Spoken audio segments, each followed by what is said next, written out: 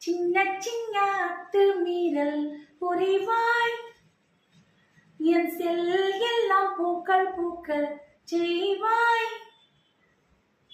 பூப்பறிக்கும் பக்தன் போலே மெதுவாய், நான் தூங்கும் போது வீரல் நகம் கலைவாய். சத்தமின்றி துயில்வாய், ஐவிரல் இடுக்கில் அலைவினை பூசி சேவையும் செய்ய வேண்டும். நீ அழும்போது நான் அழ நேர்ந்தால் துடைக்கின்ற வீரல் வேண்டும்.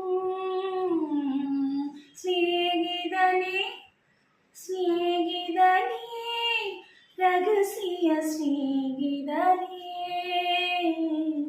சின்ன சின்னதாய் கோரிக்கைகள் செவி கொடு சிநேகிதனே.